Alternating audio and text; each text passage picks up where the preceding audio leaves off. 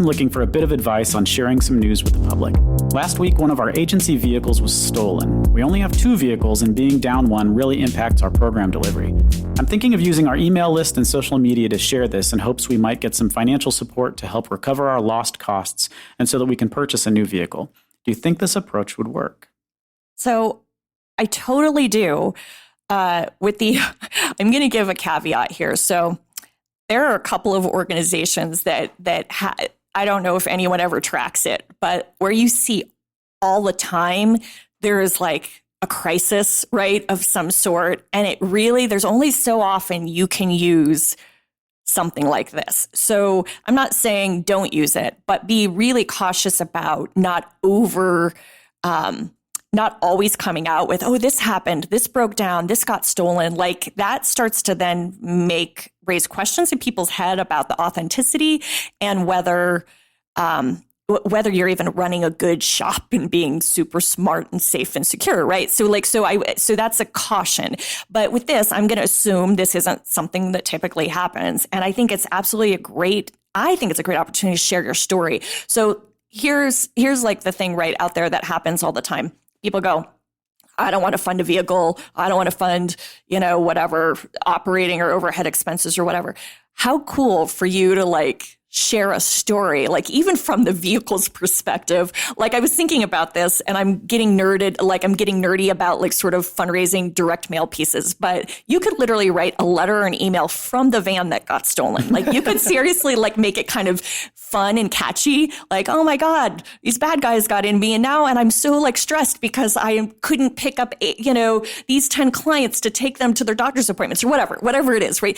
You could do this in a way that would be memorable in people's minds, whether they give you money or not. They understand more about what you do and how you do it and how things like just a vehicle can make or break your organization. So I think the storytelling power of this is huge. It gets me excited. Obviously being timely, and then like a call to action. You need a call to action at the end of this, right? Like you can't just go out there and share the story and not tell people how to help. You can say, gosh, we've already had 5 people step up to help support us, but we're going to need to raise $10,000 more or 20,000 or whatever that figure is. Like, can you help us here? Or do you have, maybe a van that is in good shape that you would want to donate? Like, please just talk to us because every single thing we use and do matters. Like it's powerful. Yeah, I think you're exactly right. Being careful about the way you message it is the most important because you don't want to, there's a common misperception, especially in like smaller, younger nonprofits that if you look competent, that people will be less likely to fund you because They think like you've got, you're fine. You don't need my help. Right. And so you need to look needy in order to get money. And that's, I think, absolutely the opposite of the case is like people want to see that you're efficient and effective. And so if the reason that the van got stolen is because, like if it's not a great story, if it was totally your fault, then maybe think about that. Yes. But if it is, like, I think, if you can tell a good story around it and how it's important it is. The other thing too is, in my experience, people do like giving you things more than just money. Yes. So a lot of times, people want to give you vehicles, and if you're replacing a van that was 6 or 7 years old and you're replacing it with a used van that's 4 years old, that's actually pretty cool. It is. And it gives somebody the opportunity to get rid of something that they didn't want. And I don't think that this is that hard of an ask for you. No. But yeah, I don't know that I would be embarrassed about because things happen. I mean, right. And if like why you should have insurance, you should make sure that you've got all your bases covered. Like if there's a problem in your building and like the sprinklers exploded or the air conditioner fell in or something like that, you need to be able to explain to donors like why you weren't prepared to deal with that expense.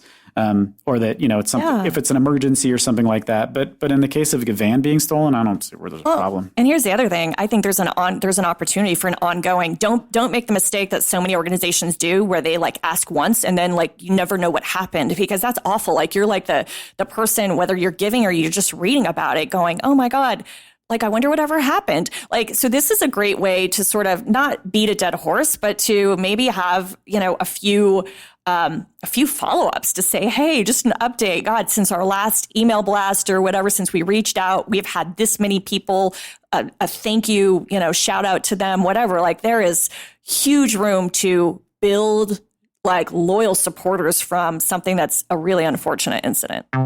Nonprofit governance. Nonprofit answers. Nonprofit board. Nonprofit management. Nonprofit marketing. Nonprofit resources. The Alliance for Nevada Nonprofits presents Nonprofit Everything, the podcast about everything nonprofit, with your host, Andy Shurick and Stacey Wedding. Hey. This is Stacey here with my amazing co-host, Andy Shurick, and we're here on behalf of the Alliance for Nevada Nonprofits with this episode of Nonprofit Everything, where we answer all of your questions, whether they are burning in your brain and soul or just completely boring, but that's okay. Either one we'll take. So we just want your questions. So send us your questions. Thank you for joining us for this episode. Thanks to Anne for making this possible. And as always, we love your love. So please share this, like us, subscribe, do all that stuff you're supposed to do when you listen to podcasts. Today's episode is sponsored by Brenda J. Stout CPA, a full-service accounting firm specializing in nonprofit tax compliance and IRS problem resolution. Find out more at brendastoutcpa.com or check the Nonprofit Everything show notes for contact information. Thank you, Brenda J. Stout CPA. Thank you, Brenda.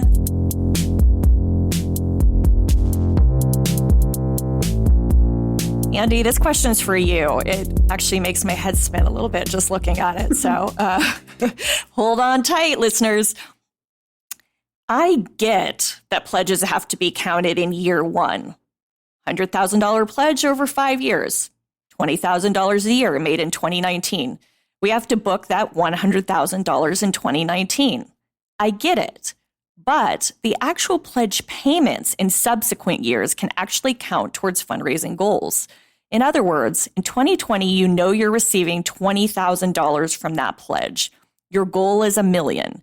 But on day one, you're already $20,000 towards that goal because you have that pledge payment. Or am I completely insane? Well, okay, so this is actually not that hard. So there are a lot of numbers in it, so I'll see if I can make it simple. Yes, for those of us who are not number savvy, this makes me break out in a cold sweat. I'm just going to say. So let's just say that somebody's going to give you $1,000. They say they make a promise to pay $1,000, and they're going to give you that $1,000 over 10 years. And which means they're going to give you $100 a year for 10 years, right? So what the confusion is here is the way generally accepted accounting principles are for finance. Like the way the accounting team has to record this is when somebody promises to pay you $1,000, you have to book $1,000. That's just the rule. There's actually an interesting story about that. So Berkeley is no longer in the U.S. News and World Report rankings of. I just heard this last night on the way. Okay. So they used to be like the number 2 public college, right, in the rankings. They're ranked number 2. And they got kicked out of the rankings completely because they weren't complying with the U.S. News and World Report rules about how they were supposed to track pledge payments. I don't know why that's important, but what they were doing is they were doing it the right way, which is when someone says, I promise to give you $1,000, like you have to book that $1,000. And this is an accounting podcast, thank God, so we won't tell you how specifically you're going to book the $1,000, but basically it just goes in as $1,000, right? But then what they're really doing is they're giving you $100 a year for 10 years. So the cash that comes in every year is $100, and it basically sort of chews away at that pledge payment. So after 10 years, the pledge is received. You've gotten that $1,000. You're done, right? Okay. So that's the accounting side of it, and that's just the way the rules are. And we don't need to go into the rules. Why it's that way? It's that way because those are the rules. Okay, all right, that's right? It. Just black and white. Those all are right. the rules. What the fundraising challenge is like, okay, somebody pledges $1,000 and then the next year they give you $100. And what you want to do is you want to count that $100 towards your fundraising, your personal or your department's fundraising goal for the year. And what I suspect is the challenge in this particular question is the finance person is saying you can't. Right. Of course. Because we booked $1,000 last year. You're like, I know you got a $100 pledge payment, but the rule is that you don't. But what that's doing is that's confusing what the rule is with like what the purpose of keeping track of it is. So even though the accounting rule is you put in the $1,000, like that doesn't have to be how you budget for your fundraising goal. Like if, for example, this is a major donor and maybe not for $100, but like, let's just say that this relationship is important and you need to take this person to lunch or you need to do some activities. And so there's a reason to count that, making sure that that $100 pledge payment is coming in, like that's part of an ongoing relationship management project, then sure, go ahead and count it. But it actually comes down to like when you're putting your budget together to compare your fundraising team against, like, are you including pledge payments in that budget? Or are you not including pledge payments in that goal setting budget? Because it's up to you. You can do it either way. There's no hard and fast rule. Accounting has to do it the way that GAAP and FASB say you have to do it. That's just the rules, or else the auditors are going to come in and like burn the place to the ground, or whatever auditors do when they're not happy, right? But from a goal setting and fundraising perspective, you could do whatever you want. And that, like, understanding what the purposes of those two documents are, that they are different. The financial statements are the financial statements. You don't have a whole lot of leeway about how they're put together. But as far as internal documents of like how you're spending, you want to see the reason that you have a fundraising goal, right, is you want to recognize that the fundraising team is spending their time doing what they're supposed to be doing, and we know that we need to get to these numbers. So whether or not you include that $100, like, you're going to have to spend time, technically, maybe getting that $100 from that donor. Probably. So maybe you put that in as part of the goal. Interesting. Yeah. So I'm curious to know from a staff standpoint. I mean, it's. So there's really not, from what I hear you say, I mean, it truly isn't like a problem of internal reconciliation. It's just two different, right? If it is, it's because somebody's making it that, because they feel like they need to. And again, we've talked about this recently. The development, the system where the money goes in for fundraising and the system that the financial statements are generated from are almost always different. And if they're not different, they're not that good. Right. So there's not if you're using QuickBooks, there's no easy way to keep track of pledge payments and all that kind of stuff in QuickBooks. You can do it, but it's a drag. And like, understanding that they're all in the same system, if that's the same system that your budget is spitting out of, then that information needs to kind of be coherent. It all needs to be connected and coherent. But that doesn't mean that that's what you have to necessarily use for goal setting. So how do you do from like, okay, this is a worst case scenario, but it's happened. And we sadly know of, you and I both know of instances where this has happened. Donor makes a pledge, whatever, economy that has every intent of paying you so much every year, economy crashes, they don't fulfill their pledge. Right. How does that impact the finance side? And then from a fundraising side, I mean, to me, it feels like then it's a conversation of, well, you can't put that. Obviously, you can't show that as a success marker of your activity that year. Right. And yet it sort of wasn't your own fault. Like, there's a difference between I didn't steward that donor. Like, that those are two different questions. Right. Like, the donor made bad investment decisions, not my fault. Right. Like, so like onus is off me. Like, but, or, like, that's not on my back. But it's kind of like, I was just sitting there thinking from a finance perspective, what happens then from like a pledge like that is, not fulfilled. Okay. So warning, this is accounting. So go ahead. If you've got a skip button on your podcast player, go ahead, and I'm going to do this in 60 seconds. So hit the skip button twice so that you get 30 seconds, on your mark, get set, go. Okay. For those of you that are still with us, what happens when you book a pledge is you book a corresponding receivable, which is like somebody owes you money, right? So you're keeping track of the money that person owes you. And then you have to do other complicated stuff because of the time value of money. You have to actually discount it because $100 this year is worth more than $100 next year will be because of inflation and that kind of stuff, right? So that's got to be booked as well. So if somebody skips a pledge payment, you have to determine whether or not the pledge is at risk. So if you don't think they're going to pay it, if you think they're going to completely not pay it, that's a write-off. And so you end up writing it off, and that hits the expenses because the revenue hit 2 years ago whenever the pledge hit. That you'll book a write-off in the year that you recognize that it's been written off, and that hits an expense line, and it makes your revenue or your net for the year go down, right? Okay. So if in most cases, what happens with donors is that you will have a conversation with them, and they'll be like, "Can we just like I still want to give you the money. Can we extend the pledge payment? Can I give you less this year, and then when it gets better, I'll give you a little bit more?" So you just basically change the pledge schedule. And as far as the financial statements go, that doesn't make any difference. You're going to squeeze the pledge schedule. That may make your time value of money calculation a little bit different. Okay. But for the most part, that's okay. But in general, you're either going to write it off or you're going to do some calculations to split. We saw that during the recession. We saw a bunch of people that saw a whole bunch of money that had been donated, and they were like, it's not going to work out the way we thought it was going to work out. And I don't think I don't think I saw anybody not pay their pledges, but we did see some pledges get extended from that were 5 years turned into 10-year pledges. Absolutely. Welcome back, everybody else. We're done. I love your finance brain, Andy, and I am so glad I don't do finance. But I'm wondering if that actually, that was a fun digression, but did that actually answer the question? Because they are two different things and they don't have to be the same. They don't necessarily have to be reconciled. And it may be more work to have to put together a budget. But so the recession question actually that's a good reason to have those pledges count in the fundraising, because you want to make sure that you're stewarding, especially if that's a big dollar amount. Right. You want to make sure that the executive director is aware this person donated $1 million over 5 years. That's $20,000. You need to go to lunch with that person or make sure that they've been in the building or, have conversations so that doesn't fall off your radar. Right. Because I could totally see, where my brain went with this question is I was thinking, so if you're, not a true professional and you're like, cool, score, check that off the sheet. I got credit for this $1 million pledge because it was booked financially as a pledge, but I don't have to do anything else. Guess what? Easy coast. That was a great year for me. That made me look great that year. It got booked financially. There's no incentive then if there isn't another tracking system going on in development or sort of showing how you're moving toward collecting on that pledge. Yeah. There's no other incentive to keep doing that.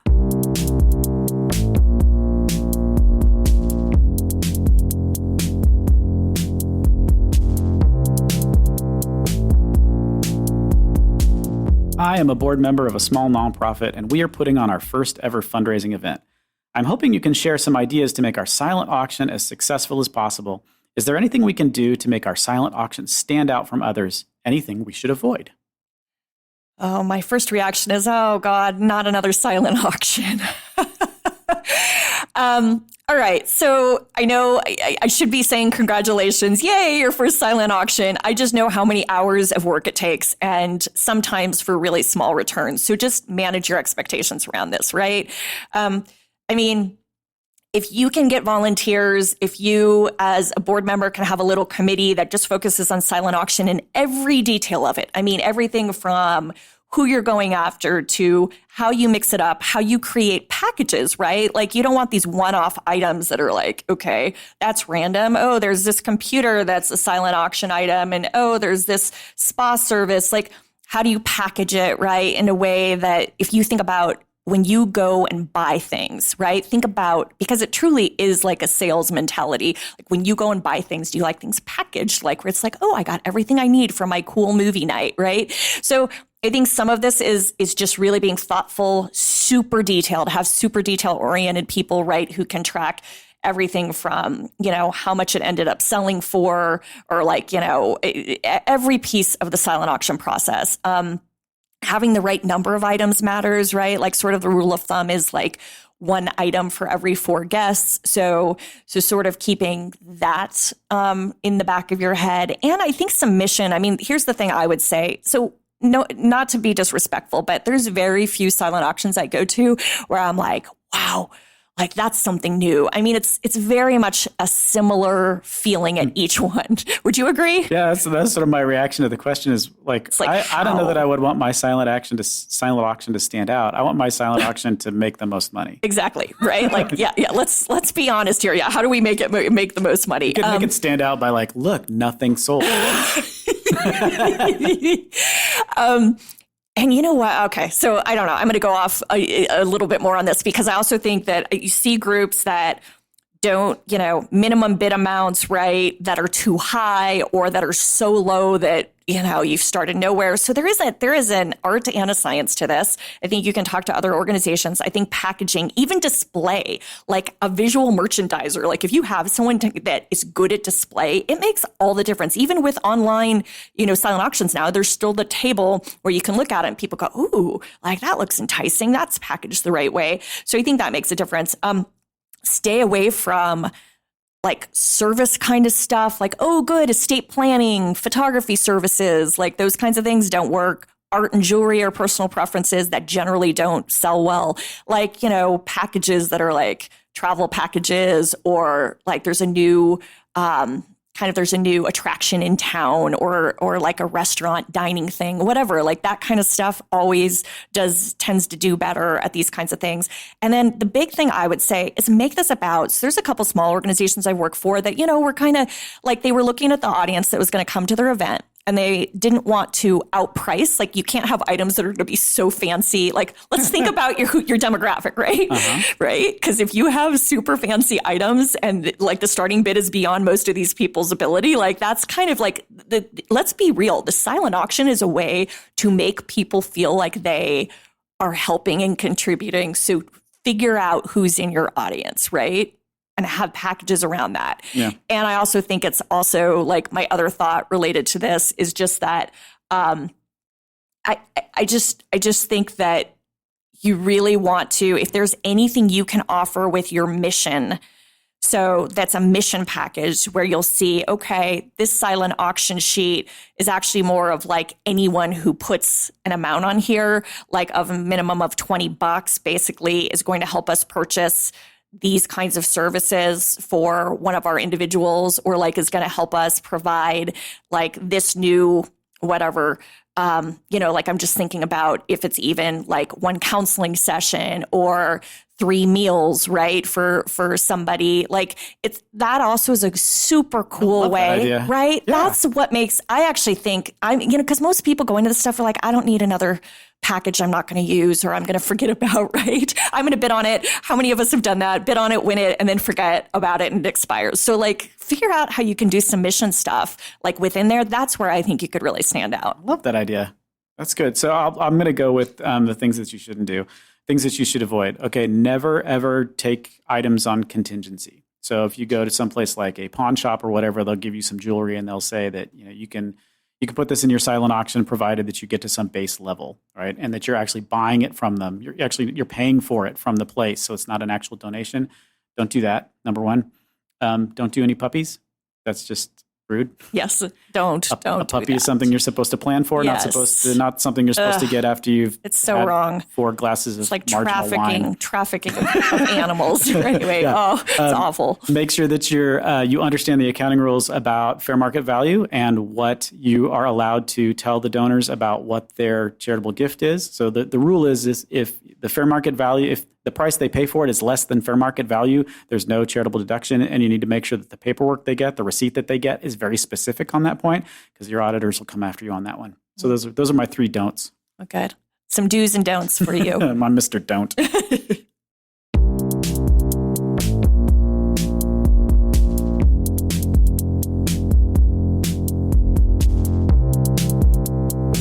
I am searching for a position in the social services sector, and I am wondering if there is a protocol or best practice for appropriate attire.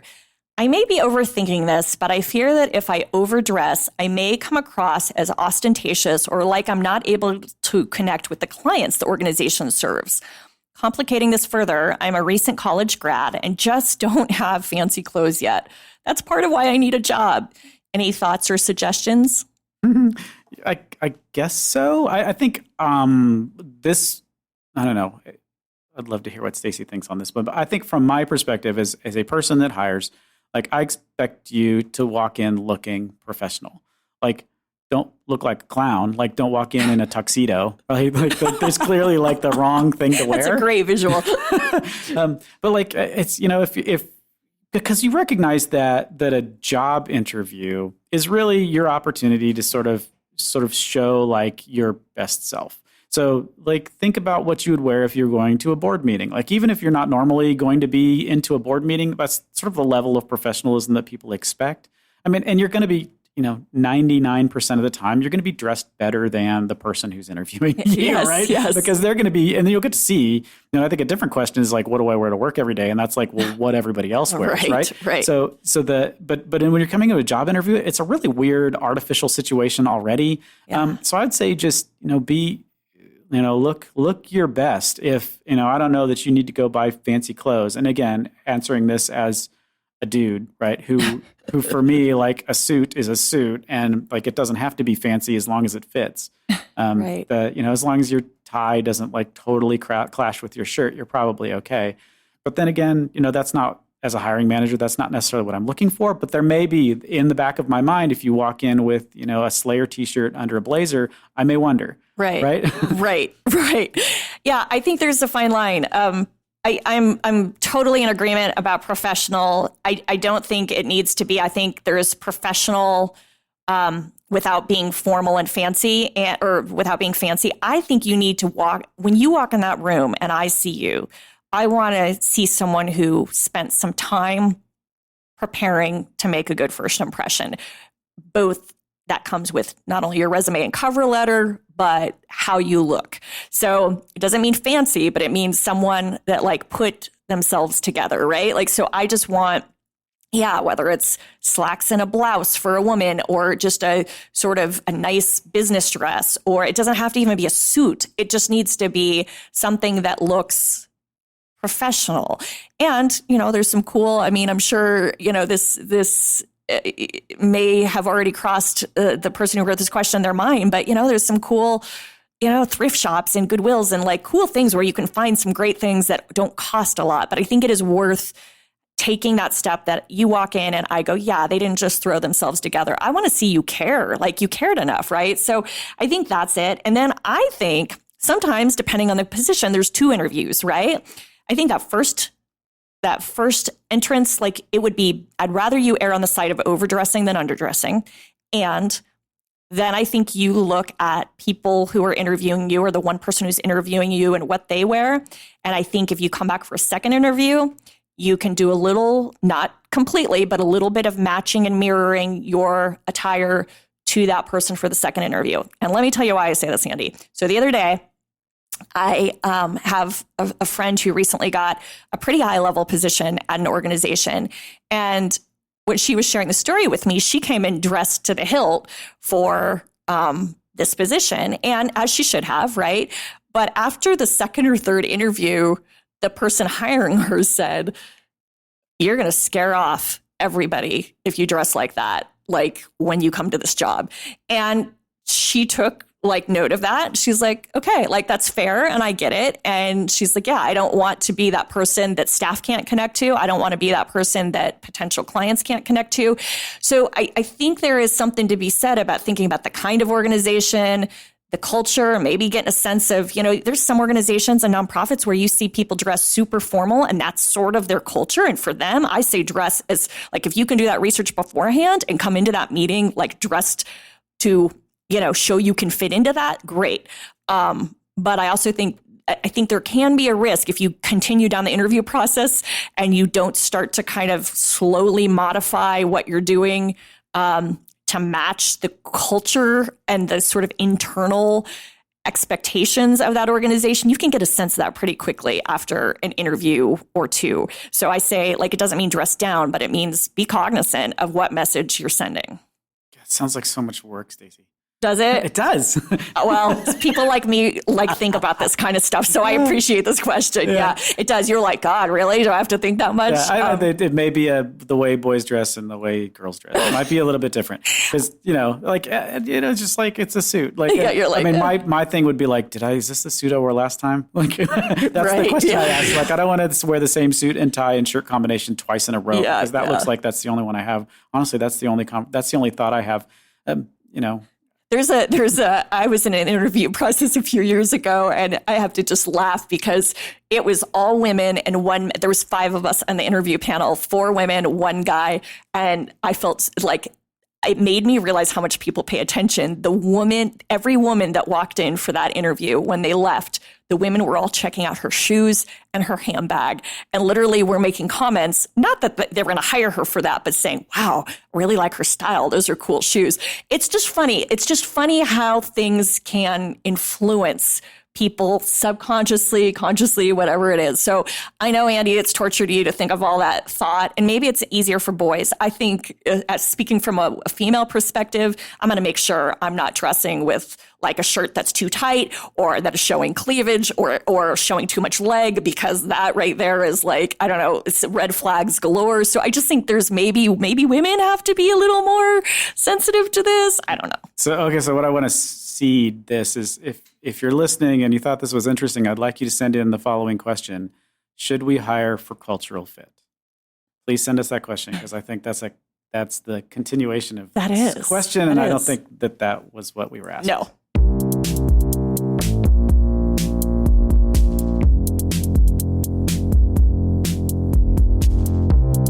Okay, before you hit the next button or close the podcast window or whatever it is that you're doing to make this go away, I have a request. So coming up, Stacey and I want to do some more episodes with basic questions. So we've been talking to people, and one of the questions that we get from people, we say, how do you like the podcast? What can we do better? And one of the things that we hear is a lot of these questions seem to be very technical and complicated, and are for big nonprofits or nonprofits that have big challenges and complications. So what we would love to do is at some point put together a bunch of questions that are sort of like nonprofit 101 level questions. So what I would like you to do is, make a note in your brain, tell Siri, do something, figure out a basic nonprofit question that you can shoot over to us so that we can answer that. And we would love to do a podcast or even a series of podcasts specifically on basic nonprofit questions. So do that. Or if you just have a question that maybe this podcast made you wonder, go ahead and send that to us too. Thanks again to the Alliance for Nevada Nonprofits. They're the producer of this podcast. They're the ones that make it possible. If you're not a member of ANN, please go and join. If your organization is not a member of ANN, hassle the person you think is responsible. The person with the credit card that does that kind of thing, just bother them. Say, hey, how come we're not ANN members? And they'll Become go, a nag, and they will just do it. Yeah, and the reason you want to be an ANN member is that ANN is what makes this podcast possible. So there are lots of ways you can support us. You can share this episode. You can high five Stacey and I. We like that. You can join ANN as a really good way to support the podcast. You can send us questions, all of those kinds of podcasty things. So please do that. And we will see you in a couple of weeks.